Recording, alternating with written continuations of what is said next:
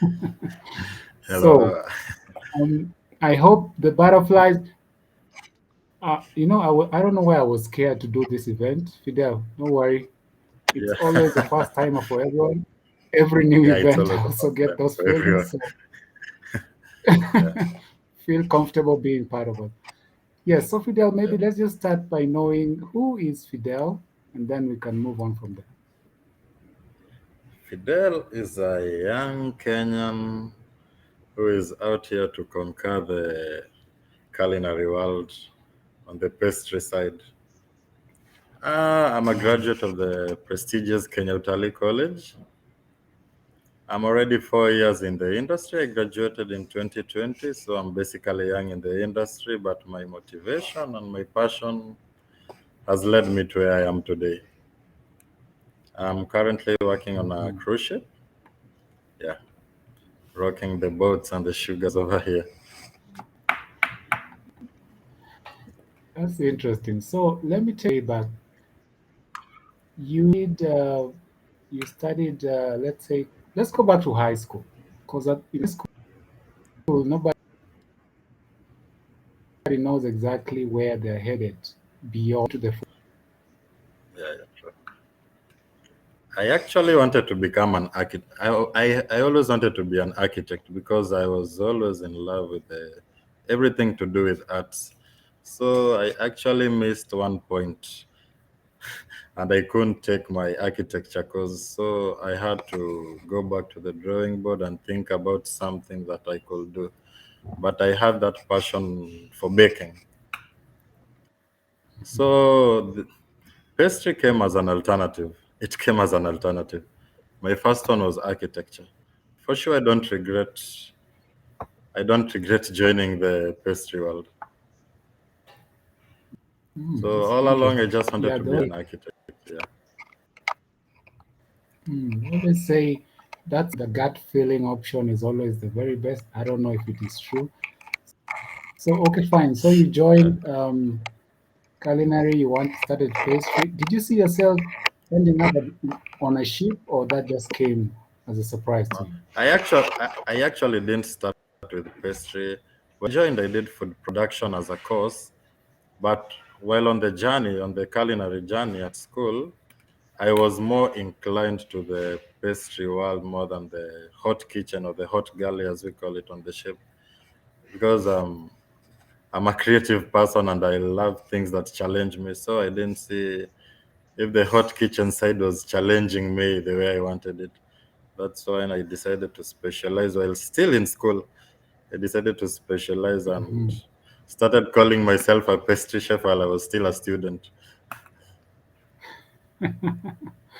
Which is good. I mean, you're already preparing your way. It's you're declaring Yeah. that whether I burn my food or not, I'm going to be good. Yeah. So It's the at hill this I'm willing point, to die James, on. I want on the James, you want to throw in a question?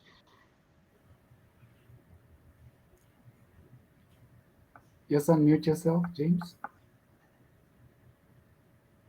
No, I'm sorry. I didn't have any questions.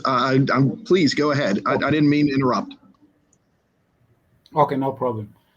Great. So you got yourself to culinary school, and then pastry school, and then on a ship. So let me ask you, your journey just getting started. Did you ever face any challenges, any doubts? Everybody's story is different. Maybe you might be the lucky person who just, everything for you. How has that been for you? Okay, I'd say that everything, okay, not everything, but for me, it kind of worked out once I graduated because, okay, I graduated in 2020.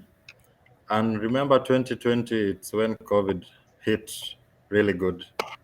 So after graduating, there were Yeah. no jobs, hotels were closed, but I luckily found myself a job. I got a job in the coast side of the coast city Hmm. of Mombasa. So after getting the job, the hotel was closed when I was there. I had actually worked for only 3 months. So the hotel got closed. Hmm. I had to go back home.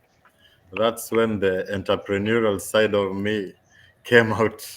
because hotels were closed. People were hungry. People wanted good food. People wanted good desserts. And that's when I started Mhm. doing home deliveries.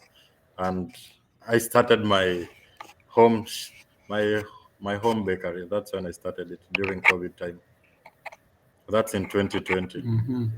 Then in 2021, the ban was lifted and I got Mhm. myself another job immediately. So I'd say it has not been that rough.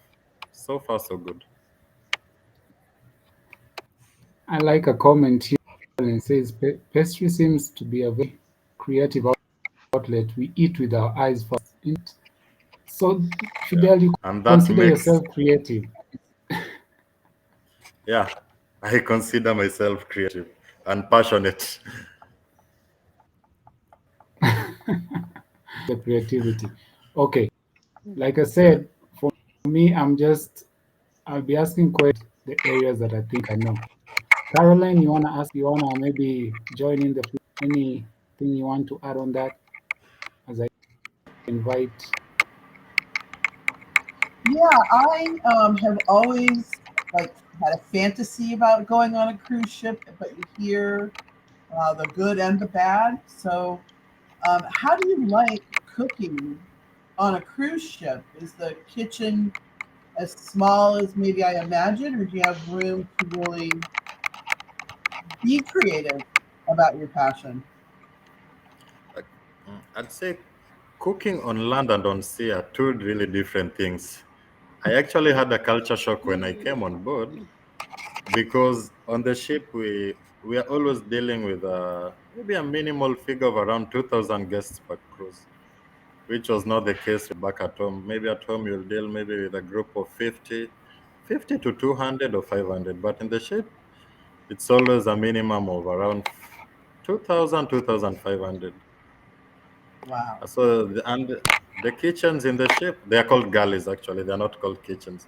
They are pretty big. They are pretty big. very interesting. Mm, Thank you. okay, thank you so much for that question. How about you, Cindy? How are you curious about cooking on a ship? Is it something you want to do? The floor is yours, Cindy. Well, thank you. Cooking on a ship, that sounds very challenging, like Fidel has put it. Like we're so used to our Mhm. comfort zone. But yes, I would never say no to, learning and new experiences. I would Yeah. never say no to nothing because I'm on board already with the consulting. I don't know where this journey might lead me to. I might be on a ship next year or two. I don't know. Yeah. But yes, yes. Awesome, awesome. So, Fidel, I know Yep. always a fast for everything, and you Yeah. say first day when you went on that you okay, you know you have the skill. Were you Yeah. that that let me say, were you that convinced? I'm looking for the right adjective. Were you that sure that you're going to do as well as you were doing on land, or did you have doubts and all? I mean, will you fall sick? There's some people seasick. What do you Seasickness. have such kind of seasickness and such kind of negative thoughts in your head before you got it all together? On my first days, I actually thought that I'm in the wrong place. I wanted to resign, but I didn't tell anyone because the pressure was too much. The first day I arrived here, I was thrown in a really busy section, given like Hmm. a thousand plates to plate. Back at home, you're used to maybe 20, 30. Yeah, you're dealing with 2,500. So I was put in a section where I was dealing with 1,000 guests. So I had to do plating Hmm. for 1,000 plates. I thought that I was fast, but when I came here, the Hmm. speed was not there because you actually have to move with real speed because you have Hmm. 2 to 3 sittings. So you have to be very time conscious with whatever you are doing and perfection and accuracy because all the plates have to look the same. Hmm. So Hmm. the first days were really tough on me, honestly speaking. But with time, maybe I adapt very fast. It took me 2 weeks, and I adapted real good. And I was taken to another station, which was pretty much busy and complex. But I have so far Mm. handled it well. Yeah. Yeah, that's good that you say that. Now let me dwell on that for a little bit. What were you telling yourself the moment you felt like giving up? You wanted to, just retire and let everything go.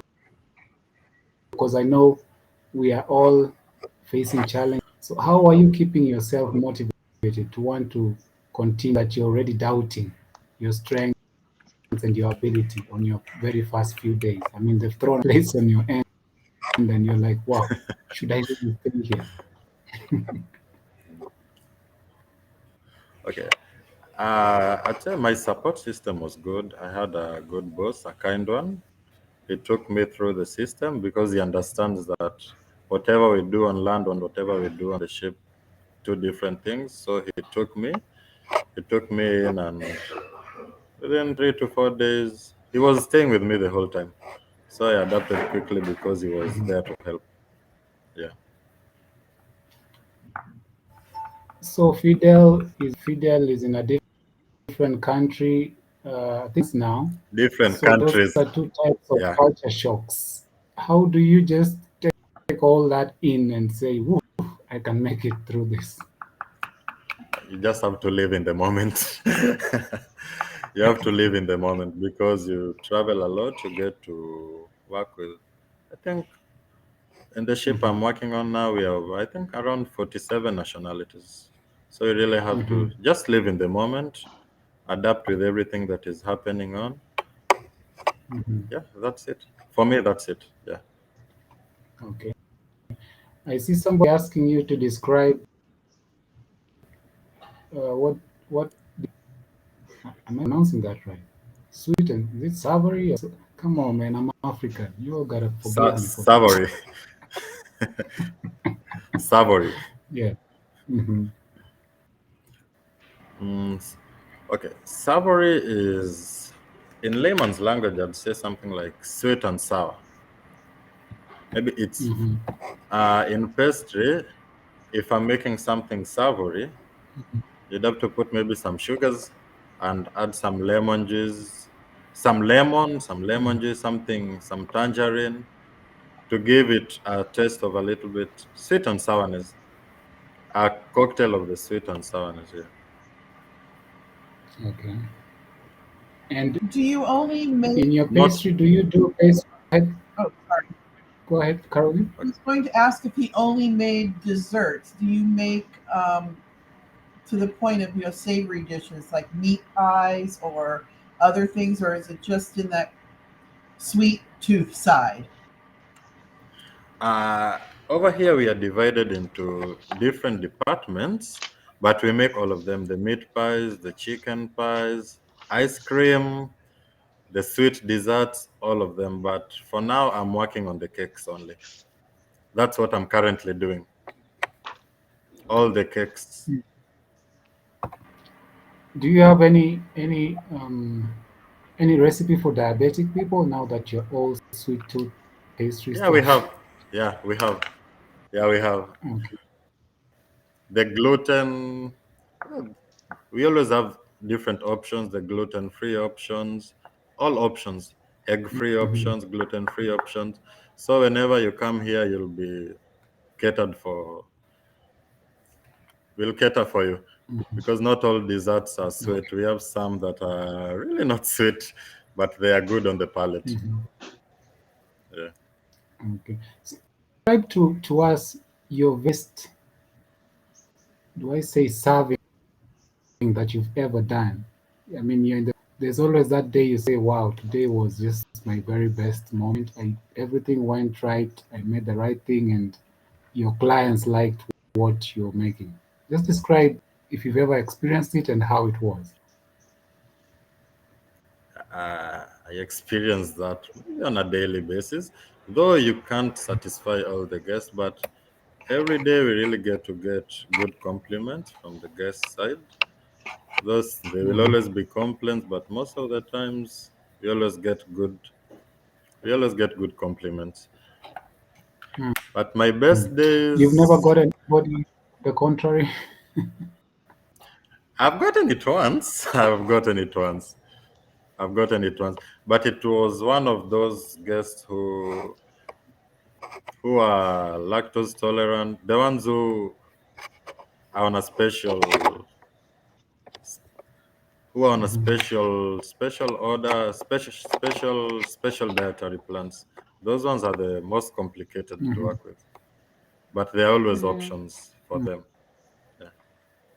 Because whatever you are doing for any dish for them, you really have to be very careful because one ingredient can take them to hospital. So you really have to be very careful with them. Yeah. Okay. James, I want And to that's where most of the pull you complaints in here. come. Oh, sorry. James, you want to ask something? Because I know New Orleans would like to hear from you. And any question, anything to add on as we proceed?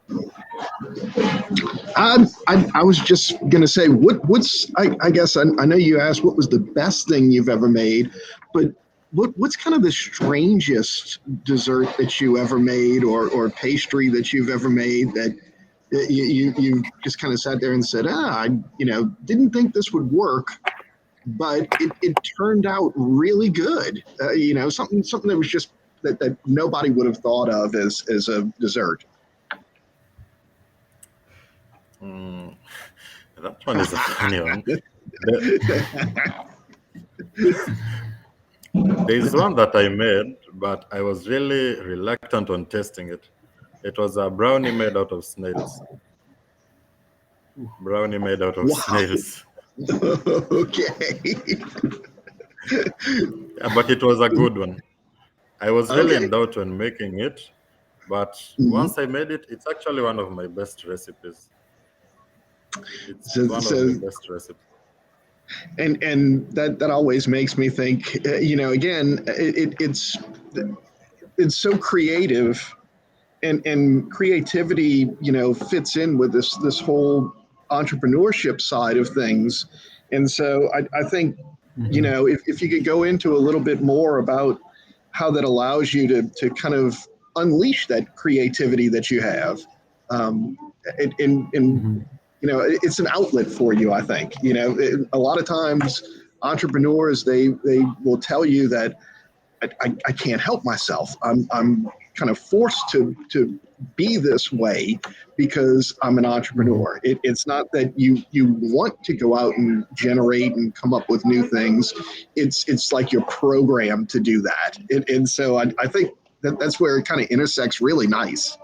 So Mhm. Okay.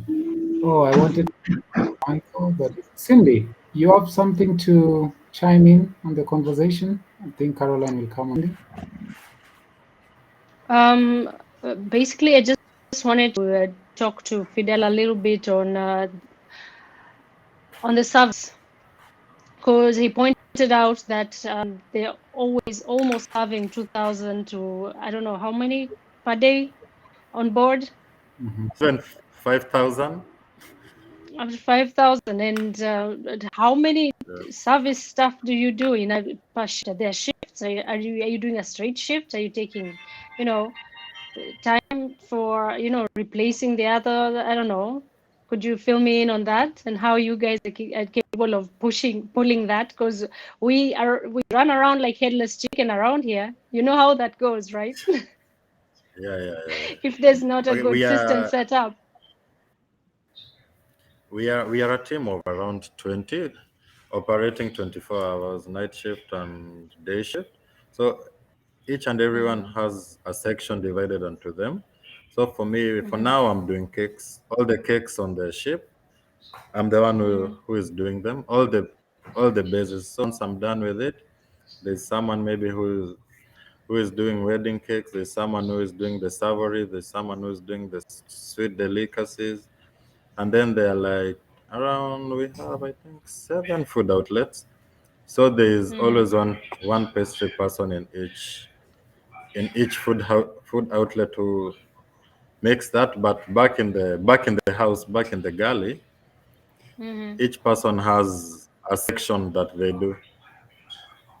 There's someone who deals with the cakes, there's someone who deals with the jellos, there's someone who deals with the puddings, there's someone who deals with the pies. So during service, it becomes easy. It's just time for assembling and giving it to the guests. I see. All right. Yeah. Thank you for that. No one does everything from setup to plating. No one does it all alone. Mm, Mhm. all right. I like the system. I like the system way better. It's Because a if you don't have teamwork. a good Yeah. system, yeah. Mm-hmm.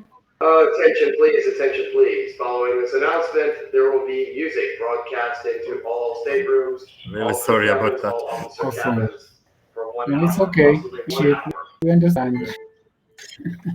Yeah. Caroline, you had something to add on? Yeah, I was actually going to piggyback on what James was asking, and that is, as an entrepreneur, we are creative, and sometimes like a squirrel, chasing that new nut.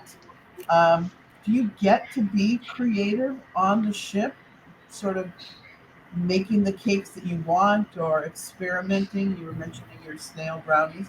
I don't know if I would eat those, but Yeah. know, how does that work with that entrepreneurial spirit? Yeah. Okay. The beauty about the beauty about working on land is that your creative side, you really get to stretch out your creative side compared to working on the ship, because on the ship you have you have recipes that you have to follow to the letter and you're not allowed to divert. But the only time you are allowed maybe to showcase your creative side is during maybe celebrations, maybe like Easter, where you are given a free hand to make whatever you want as long as it's creative and it's good looking and it's tasty. That, I think that's the only time you really get to stretch out your creative part. But during these other days, you really have to follow the recipe. But for the decorations, you can do anything in your imagination as long as it's perfect. Hmm. Yeah, but we are really tied over here. We are tied on the ship. You are really tied on the Yeah, creativity. probably to Cindy's point, it's a well organized process. Yeah, Mm-hmm.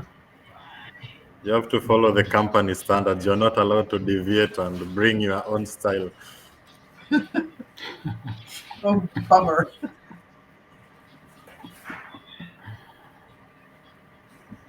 So, for a creative mind, is that an impediment or is it something you just have to embrace from according to you? You have to embrace it. But another beauty about it is that you get to learn a lot because you have like 2,000 recipes. So by the Mhm. time you are familiar with all of them, your creative side is stretched to unimaginable limits compared to when you're back at home. Because you're dealing when you're at home on land, you're dealing with you don't deal with a diverse demographic. But once you're here, because you'll be in South America, you'll be in North America, you'll be in Asia, so you'll get a chance to know how to make all desserts from all those places. So I'd say it's a positive it's a positive it's it's good for working in the ship. That's the advantage, one of the advantages also. Mm-hmm. So, if I may ask, what's the bigger picture for Fidel? I mean, he's creative. He's now working on a ship. You have your own brand. Is that it? I mean, is Yeah. that how far you want to go, or any bigger plans beyond what you have now? There are bigger there are bigger plans. This is just the beginning because the home bakery is up and running, though not as much as I would like it when I'm there. But we are Mhm. looking on to maybe by next year setting up a branch in Nakuru City, setting up a Mhm. branch over there, a cake and bakery shop with a small restaurant. For now, you're Mhm. just looking for the capital because everything, you really need the seed capital to do it. For now, it's just buying the equipment, putting everything in order. Then maybe a year from now, we will open it up. Yeah, good thing I see James has shared details on the charts. You could also think of going, I mean, New Orleans, America. Cindy is here, is in that industry too. I know Cindy says she can't wait for you to come over and and be part of the of the grand opening. See, Cindy is already there. She'll be there during the grand opening. So, Yeah. the- yeah, go ahead, Cindy. Of course, I can't wait for that venture of yours to support you in any way Yeah. that I can. As you're setting up, I know there'll be hitches every now and then until you finalize on a steady landing. So you can count on me when Yeah. you're back. Yeah. Actually, most of my clients are from Nairobi and Kisumu, not even Nakuru where I stay. Yeah, Oh, that's good to okay. know. Mm. Yeah, most of my clients come from Nairobi and Kisumu. Okay. So as we wind up, David, I don't know if you want to speak on your microphone or you want to do the chats and ask, maybe engage with Fidel. Oh, David had a David? question about Yes. the weight challenges. I saw Yes. he on the chat. He had a question about people with weight challenges. I had a question. Yeah.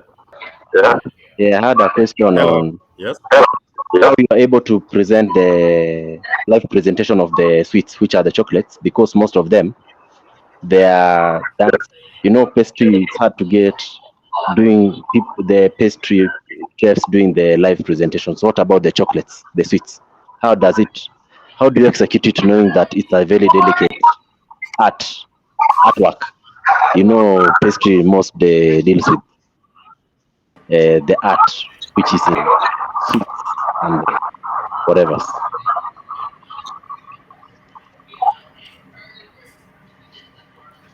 Oh, we always do the presentations, but mostly the chocolate presentations because chocolates are easier to work with more than caramel. Caramel, in terms of sweets, when making the sweets, you have to deal with caramel. Caramel is a little bit complicated because of the cooling points and the boiling point. So most of the people work with chocolate during presentations because chocolates are easier to model. Chocolate is easier to work with, and chocolates really give good. It's good with making artistic designs more than the caramel, more than caramel. Awesome. Now, if I may just ask you, we've called this culinary entrepreneurship. With the way technology is fast growing, do you see it disrupting your industry or will it add value to it?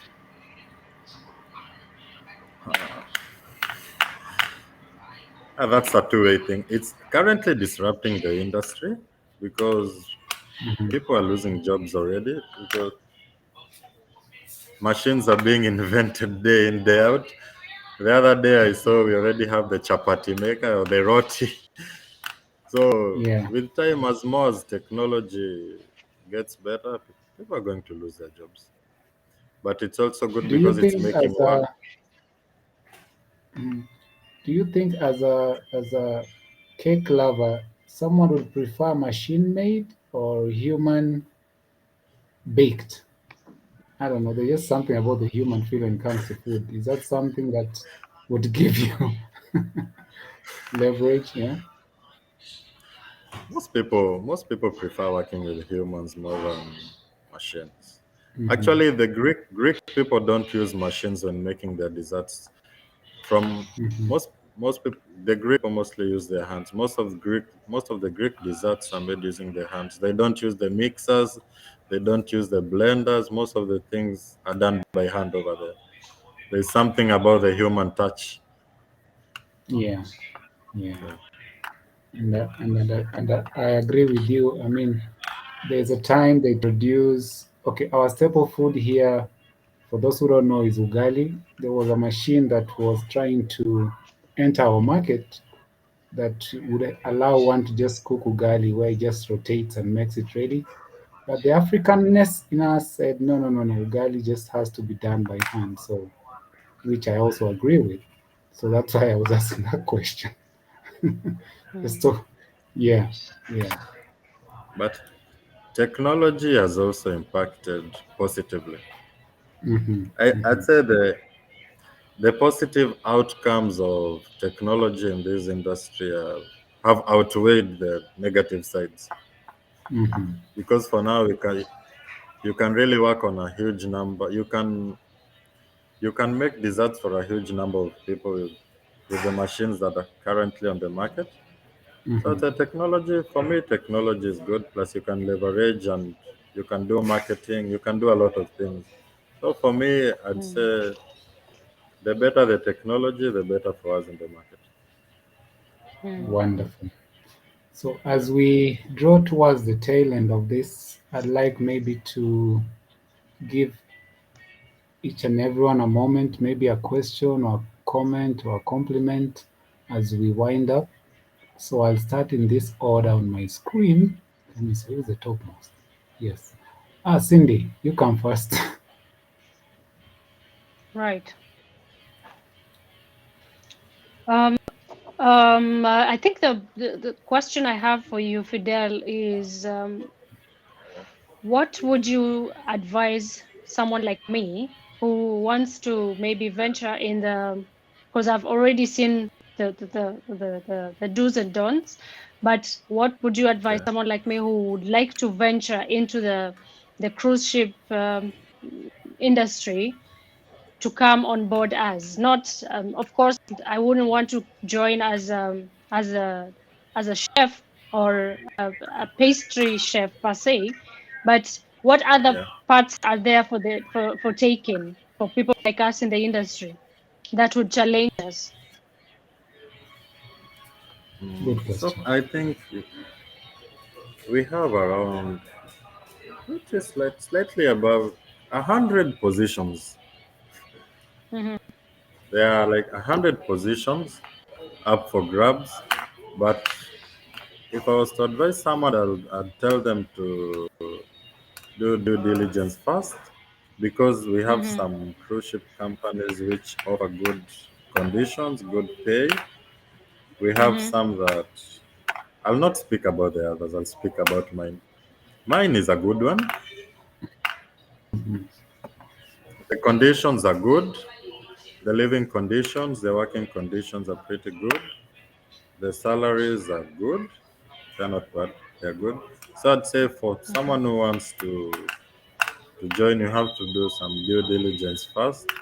You can talk to mm-hmm, people who are already on board the ships so that you can get to know maybe. And then again, it depends on the position you're coming on board as. I'd say the experiences are different for each and every one of us. mm.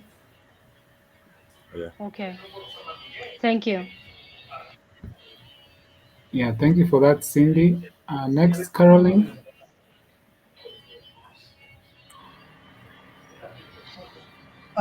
Phil, this was really interesting. Like I said, I've always been fascinated by thinking about working on a cruise ship. And I guess something I want to talk about maybe next time we have this conversation is how is artificial intelligence impacting you? You know, when you have to make 2,000 desserts, is it Yeah. helping you at all? Are you utilizing it? So just something to think about. Maybe we can have another session in a couple months or something. Hello? Mm-hmm. Could you Yes, please Fidel, kindly did you repeat get the me? question again? I didn't get it clearly. Yeah, Caroline, you want to repeat it? Just go ahead, Caroline. Yeah, I was asking about artificial intelligence. First of all, this has been a Yeah. fascinating conversation, so thank you. Yeah. But do you use artificial intelligence at all when you're doing your desserts and working with your pastries? Not really. AI has not yet catched up with us.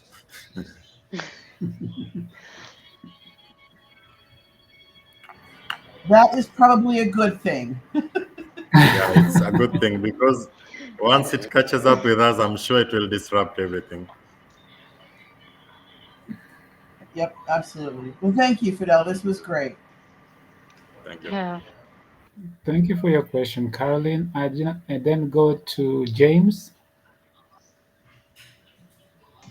Oh, oh, sure. Again, thank you all for this great discussion this morning. I really more of a statement than anything else.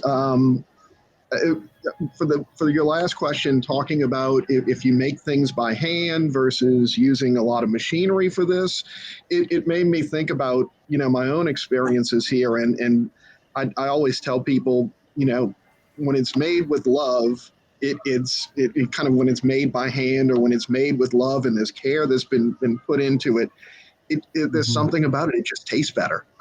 And so I I completely and totally understand that side of things. If you can, do things and put a little bit of yourself into making those things, it really it adds to it, and people do recognize that.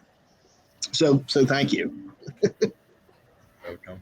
Yes, I agree with you, James. If And it's made by hand, to add on it, go ahead, Fidel. yeah, I I find things that are made by hand tasting really nice because actually most of the time when I'm making brownies, when I'm making carrot cake, I never use the machine.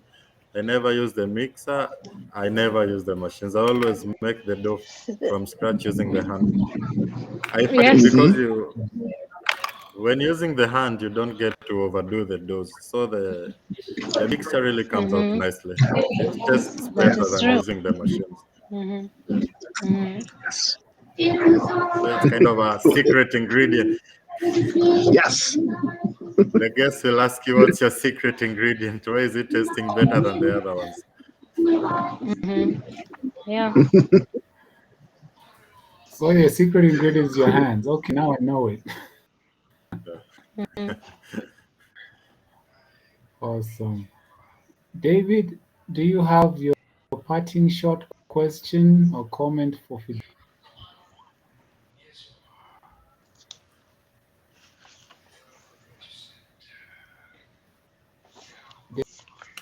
David, you're on mute if you're speaking. Okay. So maybe as a parting shot, what Fidel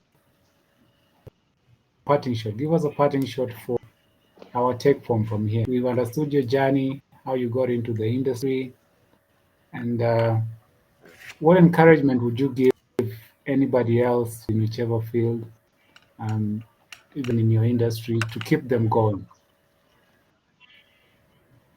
Okay, I'd start by saying that patience and passion really does magic. Patience and passion. For me, patience and passion always does the magic for me, and hard work. Mhm, But mostly mhm. patience and passion. Yeah. But and another question Awesome. that I get asked a lot is, how did you get into this?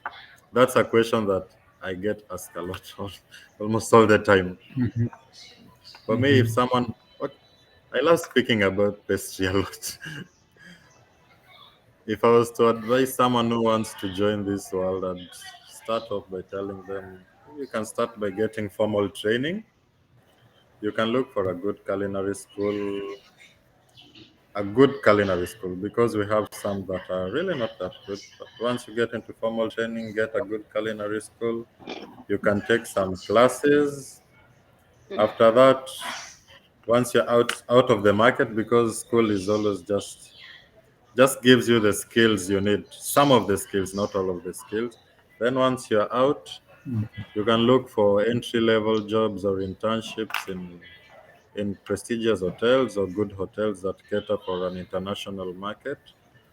Then while you're there, you can showcase your skills and improve on your technique. And once you're done, I think the market will find you. The market will find you at the end. Awesome.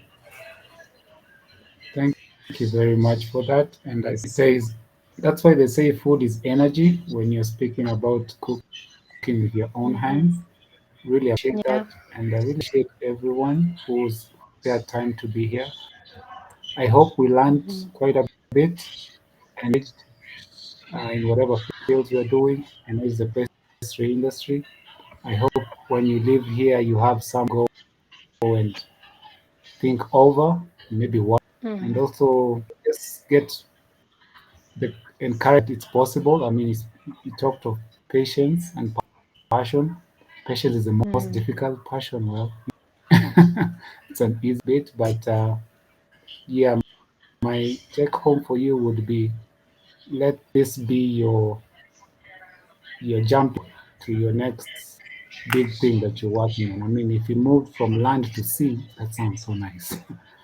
It's an upgrade. So who knows? Maybe after here, some of you will move from land to sea to air, so to speak.